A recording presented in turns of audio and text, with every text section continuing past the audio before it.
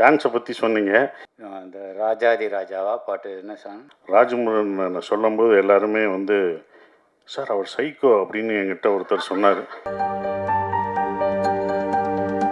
சினிமாவில் பொதுவாகவே நம்பிக்கைன்றது ரொம்ப முக்கியமான ஒரு ஃபேக்டராக இருக்கும். இப்போ நிறைய இளம் இயக்குனர் டெபியூட்டன்ட் வராங்க, இல்லை ஒரு படம் தோல்வியோட அடுத்த படம் வராங்க அப்படின்னா அவங்க எல்லாருக்குமே நம்பிக்கைன்றது ரொம்ப முக்கியமான ஒரு விஷயம். அப்படி நம்பிக்கை இந்த மாதிரி நம்ம சினிமா விட்டு போயிடலாமா, இந்த கதை யார் ஒத்துப்பா அப்படின்னு இருக்கும்போது உங்களுக்குலாம் அண்ணனா நான் இருக்கேன்டா அப்படின்னு சொல்கிறவர் தான் நம்மளுடைய கதையின் நாயகன் சசிகுமார் சார். ஸோ இந்த பாய் நெக்ஸ்ட் டோர் அப்படின்ற ஒரு டைலாக் சொல்லுவாங்க, பிரதர் நெக்ஸ்ட் டோர் அப்படின்னே அவர் நம்ம கண்டிப்பாக சொல்லலாம். அந்தளவுக்கு ரொம்ப உரிமையோடு பேசக்கூடியவர். நீங்கள் இப்போ கை கொடுத்துட்டு அங்கிட்டு போயிட்டு நீங்கள் அவர் கார் இருக்கும்போது பார்த்தீங்கன்னாலும் உரிமையோடு பேசுவார். பார்த்து கவனமாக போங்க, சாப்பிட்டீங்களா அப்படின்னு சொல்லி ரொம்ப உரிமையோடு பேசுகிறேன் சார், சாரி சார். அந்த மாதிரி ரொம்ப உரிமையோடு இருக்கக்கூடியவர். அப்பப்போ அவரை பார்த்தா பயம் வரும். இப்போ எனக்கு பயம் வருது சார். சில வார்த்தைகள் பல வார்த்தைகள் சார், சாரி சார். ஒரு மாதிரி பயமாயிடுச்சு சார் நீங்கள் வந்தோன்னே. எல்லோருக்கும் வணக்கம். பத்திரிகையாளர்கள், எல்லாம் நண்பர்கள் எல்லாருக்கும் என் வணக்கத்தை தெரிவிச்சுக்கிறேன். ரொம்ப நன்றி. இயக்குநர்கள் எல்லாம் வந்தது ராஜமுருகனுக்காக தான். இவங்க எல்லாம் வந்தது ராஜமுருகன் அவரை பாராட்டுறதுக்காக வந்திருக்காங்க. ஸோ அவங்க எல்லாத்துக்கும் நான் நன்றியை தெரிவிச்சுக்கிறேன். மை லார்ட் அப்படின்றது அந்த டைட்டில் அவர் வழக்கமாக எல்லா படத்துலையும் வைக்கிற ஒரு டைட்டில். ஆனால் மை லார்ட் நான் அடிக்கடி அவர் சொல்லுவார், இது கோர்ட் ட்ராமா இல்லை. இன்டர்வியூவில் சொல்லும்போது இது கோர்ட் ட்ராமாவா, கோர்ட்டை பற்றி இல்லை மை லார்ட் அது கிடையாது. ஸோ அதை நான் சொல்லிடுறேன். மை லார்ட் அப்படின்றது இது கோர்ட் ட்ராமா கிடையாது. ஒரு 10 நிமிஷம் தான் கோர்ட் வரும். ஆனால் ஒரு அதிகாரத்தை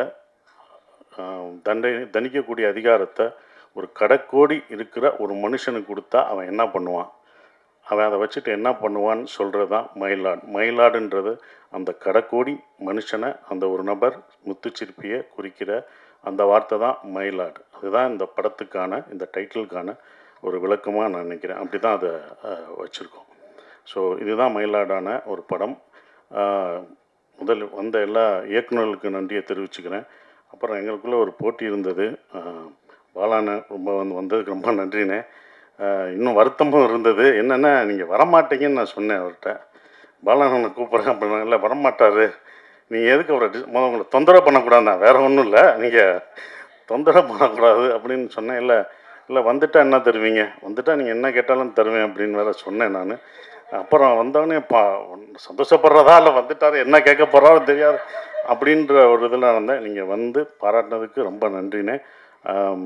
அந்த டான்ஸை பற்றி சொன்னீங்க. அந்த ராஜாதி ராஜாவா பாட்டு என்ன சாங்? ராஜாதி ராஜா. அந்த பாட்டுக்கு கோரியோகிராஃபரே வைக்கலன்னு நினைக்கிறேன். ஏன்னா அவ்வளோ பிரமாதமாக ஆடியிருக்கேன். டான்ஸ் பார்த்திங்கன்னா அடே கப்பா, இப்படி ஒரு டான்ஸ் நான் எங்கேயுமே பார்த்ததில்லை. நல்ல வேளை நான் மைக்கேல் ஜாக்சன் செத்து போயிட்டேன். ஒருவேளை இந்த கேரக்டர் வந்து இப்படி தான் ஆடணும்னு குணா ஃபிக்ஸ் பண்ணி ஹோம் ஒர்க்கெல்லாம் பண்ணி ஆடிப்பான்னு நினைக்கிறேன். அதுதான் எனக்கு ஒரு சந்தேகமாக இருக்குது. அது சத்தியமாக நான் கொரியோகிராஃப் பண்ணதில்லை. கொரியோகிராஃப் சொன்னது ஏன்னா அது அந்த கேரக்டர் அப்படி தான் ஆடணும் அப்படின்னு சொல்லிட்டாங்க. ஸோ அதனால தான் அப்படி ஆடணும். அது 2 நாள் 1 நாள் எடுத்தாங்கண்ணே. அதுவே வச்சு ரொம்ப கஷ்டப்படுத்திட்டாங்க. முதல் டேக் ஓகே, எல்லாம் சிரித்து ஓகேன்னு அப்படின்ட்டோம். கடைசி டைரக்டர் வந்து ஓகேன்னு சொல்லிட்டு எல்லாம் கைதட்ட ஆரம்பிச்சிட்டோம். ஃபஸ்ட் டேக்லேயே ஓகே பண்ணிட்டோம்டான்ட்டு. அதுக்கப்புறம் வந்து சொன்னார், இல்லை முத்துச்சிற்பி சிரிச்சிட்டான், அதனால் அவன் சிரிக்கக்கூடாது, சீரியஸாக பாடணும்னு மறுபடியும் எடுத்தாங்க. அது 1 நாள் ஆச்சு, மறுநாள் தான் அது ஓகே ஆச்சு. ஸோ அதுதான் அதுக்கு காரணம். இன்னொன்று என்ன சொல்லணும்னானே, இங்கே என்ன எல்லாம் வாழ்த்துனாங்க. இந்த வாழ்த்தெல்லாம் எனக்கு சேரக்கூடாதுனே, உங்களுக்கு தான் நான் சேரணும். நீங்கள் பார்த்து சந்தோஷப்படணும். முதல் நான் சேதுவில் நடித்தேன், ஒரு அசிஸ்டன்ட் டைரக்டராக வந்தேன். இந்த அசிஸ்டன்ட் டைரக்டர் இந்த வாழ்த்தெல்லாம் உங்களுக்கு நான் பெற்றுக் கொடுத்ததா நீங்கள் நினச்சிக்கணும். அது உங்களுக்கான வாழ்த்து தான். அது நான் இவ்வளோ தூரம் கொண்டு வந்தது. ரொம்ப நன்றி. நான் வந்தது எங்களை வாழ்த்துனதுக்கு ரொம்ப நன்றி. இந்த படம் எப்போ வரும் நீங்கள் கேட்டுட்டு இருந்தீங்க. நீங்கள் தான் கேட்டீங்க, எப்படியாவது அடுத்து டூரிசமுக்கு அடுத்து அந்த படத்தை கொண்டு வா அடுத்த படத்தை இதோ கொண்டு வந்துட்டோம்னு இழுத்து கொண்டு வந்தாச்சு. ரொம்ப சந்தோஷம். மாறி உங்களுக்கும் சந்தோஷம். அண்ணன் சொல்லும்போது நான் ரொம்ப சந்தோஷப்பட்டேன். அவருக்கு எல்லாம் நீங்கள் வந்து இப்போ எனக்கு வழி நடத்துவர் மாரி செல்வராஜ் அப்படின்னு சொல்லும்போது எங்கள் இயக்குனருக்கு நீங்கள் வழி நடத்துறது எனக்கு ரொம்ப சந்தோஷம். அதே மாதிரி உங்கள் இயக்குனருக்கு இப்போ நான் வழி நடத்திட்டுருக்கேன். அதுதான் உண்மை. உங்கள் இயக்கருக்கு ஸோ நம்ம மாற்றிக்கிட்டோம், அவ்வளோதான். நம்ம நம்ம சொன்னால் அவங்க கேட்க மாட்டாங்க, நீங்கள் சொன்னாங்க அவர் கேட்பார், நான் சொன்னால் அவர் கேட்பார். அதனால் கரெக்டாக இதாகிடுச்சு. ஸோ அது எல்லாருக்கும் நன்றியை தெரிவிச்சுக்கிறேன். வந்த எல்லாருக்கும் நன்றி. சோமு சார், நான் 2வது படம், ஃபஸ்ட்டு படம் வரல, ரொம்ப சிறப்பாக நடிச்சிருந்தார். அந்த நாக்கா அப்படின்ற கேரக்டர், கதிரில்வேலன் அப்படின்ற கேரக்டரை பத்திரிக்கையாளர் எப்படி இருப்பாங்க, எந்த உண்மையாக இருந்து எப்படி இருப்பாங்கன்றதை அப்படியே இது பண்ணார். உங்களோட நடித்தது எனக்கு ரொம்ப சந்தோஷம் சார்.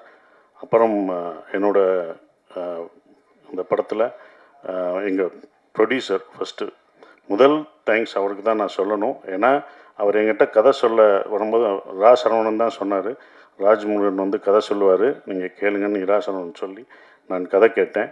அப்போ கதை கேட்டவுடனே ராஜ்முருகன் சார் சொன்னவுடனே, இந்த கதை எனக்காக எதுவும் மாற்றாதீங்க, இது என்ன எப்படி இருக்கோ அந்த கதைக்குள்ளே நான் வர்றேன், நீங்கள் என்ன நினச்சிங்களோ அதை கடைசி வரைக்கும் எடுத்துருங்கன்னு சொன்னேன். ஸோ அப்படி தான் இந்த கதை வந்து இவ்வளோ தூரம் வந்திருக்கு. இந்த கதையை எடுக்க ஒத்துக்கிற அம்பேத்குமார் சாருக்கு என்னுடைய நன்றியை தெரிவிச்சுக்கிறேன். என்னென்னா ஒரு ப்ரொடியூசர் ஒத்துக்கணும் இது எப்படின்றது.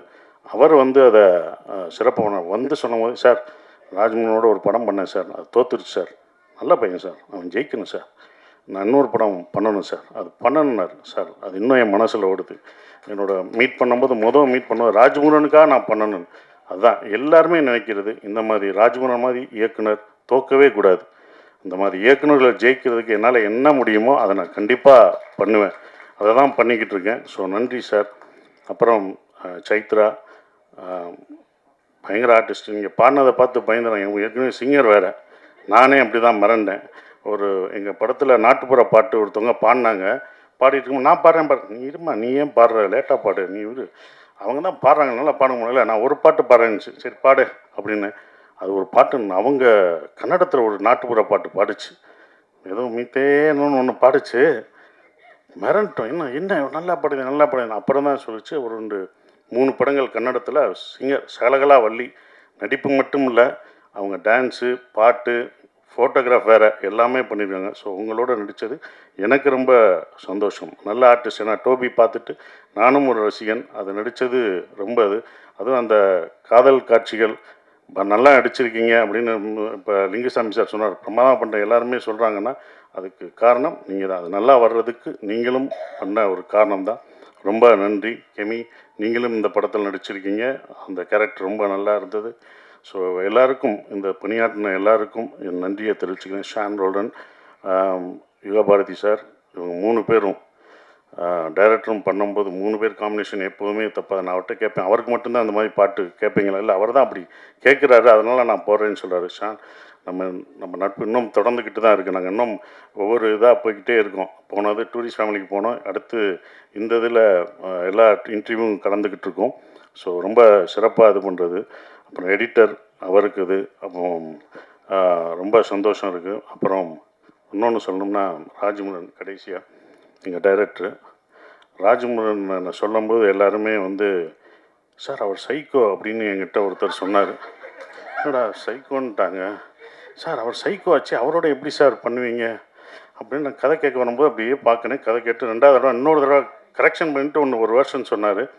சைக்கோவா அப்படின்னு. சரி, ஃபஸ்ட்டு டே போகும்போது நானும் அப்படி நினச்சி, ரொம்ப ரசிச்சிருக்கிறீங்க அவங்க ஒய்ஃபு அப்படி இல்லை, ஓகே அவங்க வீட்டுக்காரம்மா சிரிக்கிறாங்க. என்னடா சைக்கோன்றாரு. முதல் நாள் ஷூட்டிங் எப்போ பார்த்தேன், என்னடா பண்ணுறாங்கன்னு பார்ப்போம், 2 நாள் பார்ப்போம் அப்படின்னு நினச்சி 2வது நாள் பார்த்தேன்.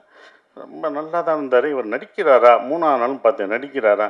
அப்புறம் பிரச்சனைகள் வரும்போது என்கிட்ட டக் கதவை தட்டும்.